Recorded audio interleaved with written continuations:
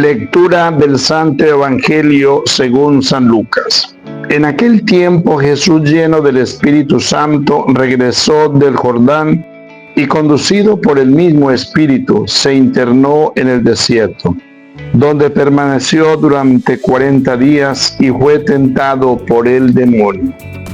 No comió nada en aquellos días, y cuando se completaron sintió hambre.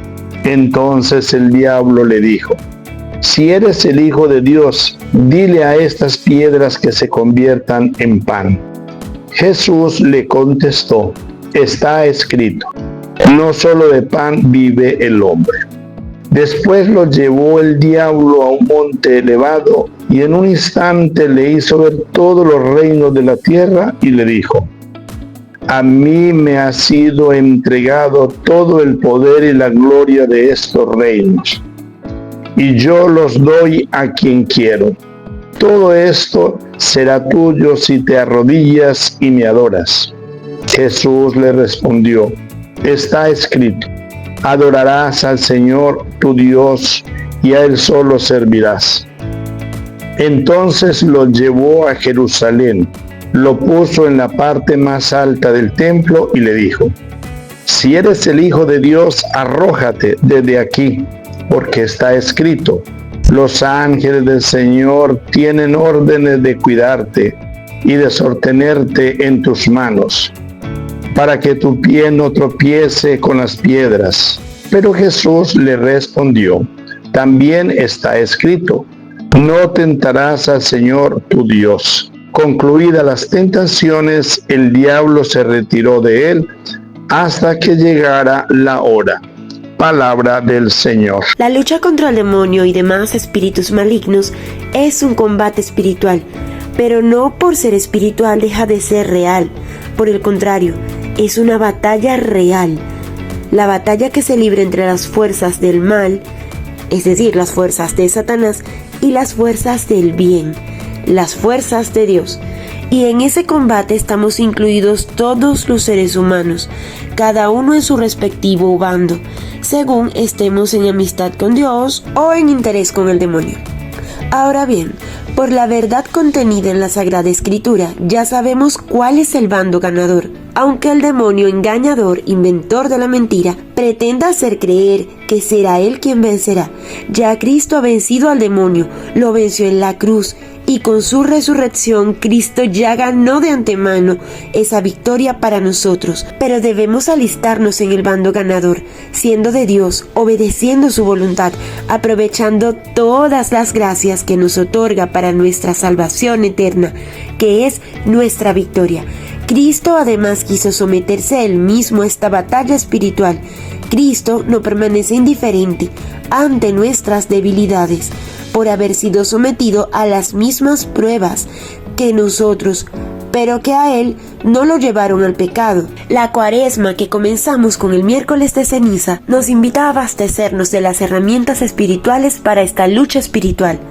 ¿Y cuáles son estas herramientas? Entre otros, los medios que nos ofrece y propone la Iglesia en este tiempo cuaresmal son la oración, el ayuno y la limosna.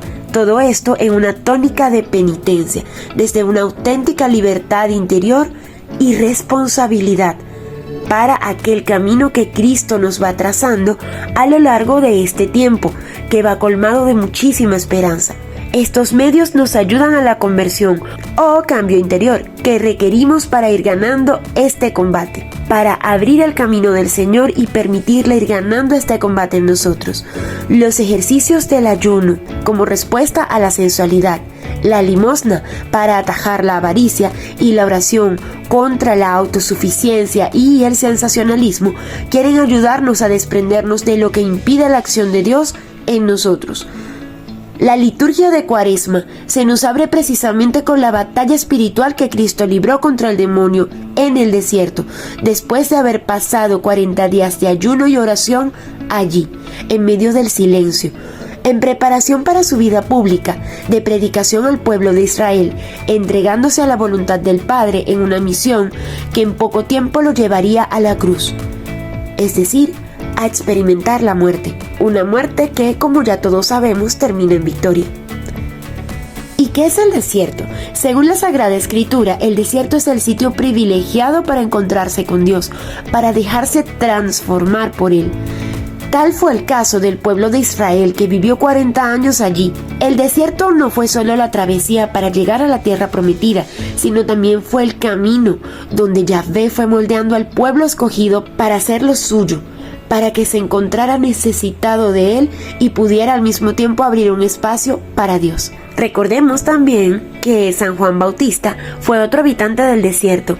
Allí vivió prácticamente toda su vida y esta experiencia lo preparó para ser el precursor de Jesús, del Mesías, preparando así el camino del Señor.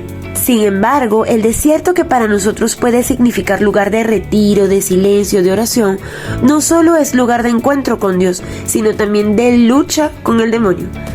Y esa lucha con el demonio no se propicia sino cuando nos encontramos con nosotros mismos, pues muchas veces nos da miedo vernos tal cual somos, y es allí, en ese miedo, donde recurrimos a caer o sucumbir ante la tentación. Es por ello que debemos abrirle espacio a Dios en nosotros, para que nos ayude a mirar y para que sea Él quien nos dé la fuerza necesaria para vencer desde nuestra verdad, desde nuestra realidad concreta. Muchas veces un encuentro privilegiado con Dios puede ir precedido de una lucha fuerte contra el maligno, que se opone por todos los medios a ese encuentro nuestro con el Señor. Pero no hay que temer. Recordemos, nunca seremos tentados por encima de nuestras fuerzas. Recordemos también que Jesús fue tentado justamente al terminar su retiro en el desierto. Tal es la soberbia del maligno, que pretende tentar al mismo Dios. Lo primero que se nos ocurre pensar en su tremenda osadía, que no pasa de ser necedad y brutalidad. ¿Cómo ocurrírsele que Dios iba a caer en sus redes? Allí en el desierto, Jesús hizo que Satanás probara su derrota que completó con su cruz y su resurrección. Jesús sabía que Él era el Hijo de Dios. Jesús conocía las Escrituras y Jesús conocía enteramente el poder de Dios. Sabía que el poder viene de Dios y sabía que Él mismo era Dios, pero que no era un poder para el sensacionalismo, para oprimir o para su propio interés, sino que el poder de Dios es ejercido con amor y con justicia. Por eso, esta derrota es plena y queda completa con su cruz y su resurrección. Esta derrota tomará su plenitud absoluta el día de su segunda venida, cuando vendrá a establecer su reinado definitivo y pondrá a todos sus enemigos bajo sus pies. Nos dice el Catecismo de la Iglesia Católica en su numeral 394 que el demonio pretendió desviar a Cristo de su misión. ¡Qué osadía! Y pretendió esto con 3 tentaciones, una de poder, otra de gloria y triunfo y otra de bienestar material. Y básicamente es el mismo guión. Siempre apunta a la debilidad del hombre, incluso aunque esa debilidad se vea como una fortaleza. Con la primera tentación, el demonio invita a Jesús a convertir las piedras en pan para calmar su hambre. Es una tentación de poder, pero también de complacencia, de los sentidos para consentir el cuerpo, para aliviar un dolor, para hacer ver que no es necesario sufrir. Si con poder se puede aliviar cualquier cosa. Tentación también muy presente en nuestros días. La segunda tentación fue de avaricia y de poder temporal. Por supuesto, acompañada de su siempre presente mentira. A mí me ha sido entregado todo el poder y la gloria de todos los reinos de la tierra, y yo los doy a quien quiero. ¿A cuántos no ha engañado el demonio con esa mentira de ser el dueño de lo creado y de que si se le rinden y lo adoran a él, les dará lo que le pidan? La avaricia o búsqueda desordenada de las riquezas y el apego a los bienes materiales es una tentación siempre presente, solo permitiendo que nuestra confianza descanse en Dios, poniéndolo a Él primero que todas las cosas, haciéndolo el centro y el fin de nuestra vida, nos protege de esta peligrosa tentación.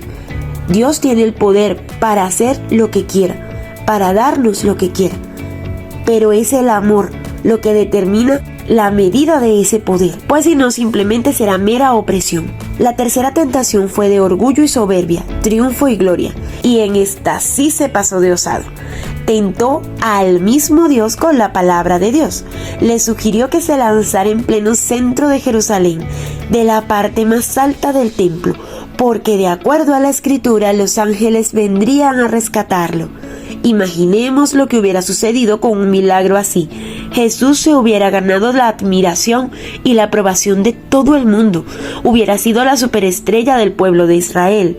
Pero el camino señalado por el Padre era otro muy distinto, no de triunfos, sino por el contrario, humillaciones, ataques injustos, cruz y muerte. ¿Cómo ponernos a las tentaciones de orgullo y vanidad? El mejor remedio es practicar lo opuesto, la humildad y el dominio propio. Por ejemplo, no buscar posiciones con el fin de llegar a ser personas importantes, no hacer las cosas con el fin de procurar el reconocimiento de los demás. Cuando vengan las humillaciones que Dios suele enviarnos para hacernos crecer en humildad, no excusarnos, sino más bien aceptarlas, reconociéndolas como medios privilegiados de creer en santidad. Y no creamos que vamos a poder estar libres de tentaciones. La santidad y el camino hacia Dios no consiste en no ser tentado, sino en educar la raíz de esas tentaciones. Y ese combate es persistente. El demonio y el mal y demás espíritus malignos nos dejan en su lucha. San Pedro compara al demonio con un león enfurecido que anda dando vueltas alrededor nuestro, deseando devorarnos para llevarnos a la condenación eterna. Nos dice el Evangelio que el demonio se retiró de Jesús hasta que llegara la hora, hasta el momento oportuno. Para Cristo ese momento fue el de la cruz, ya que durante la pasión el demonio hizo que toda la maldad del pueblo de Israel se volcara contra el Mesías, a quien no pudo el maligno engañar ni seducir. Pero Cristo, al morir, obedeciendo a la voluntad del Padre, en ese camino de humillación y sufrimiento, quitó el poder al maligno y liberó a la humanidad del secuestro en que estaba por el pecado original. Y para salir nosotros de ese secuestro debemos cumplir el mandato con el que Jesús muy bien responde al demonio: adorarás al Señor tu Dios y a Él solo servirás. Adorar a Dios consiste en reconocerlo como nuestro Creador y nuestro Dueño, en reconocernos en verdad quiénes somos, hechura de Dios, hijos de Dios, somos suyos. Él es nuestro Padre, yo le pertenezco.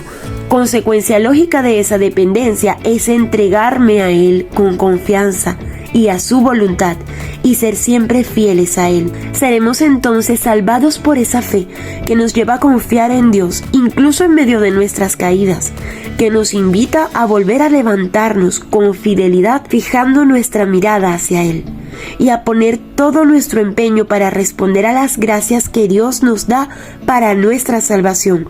Con nuestra fe y nuestra respuesta a las gracias, es decir, con la fe hecha obras, somos salvados por Cristo. Dios ha querido que el combate espiritual contra las fuerzas del mal sea para nosotros fuente de gracia y de salvación, porque venciendo las tentaciones acumulamos méritos para la vida eterna. En esa lucha inevitable no olvidemos algo muy importante: contamos con toda la ayuda necesaria de parte de Dios para ganar las batallas espirituales y la batalla final. Que así sea, que sigamos viviendo esta Cuaresma en una tónica de esperanza, paz y bien.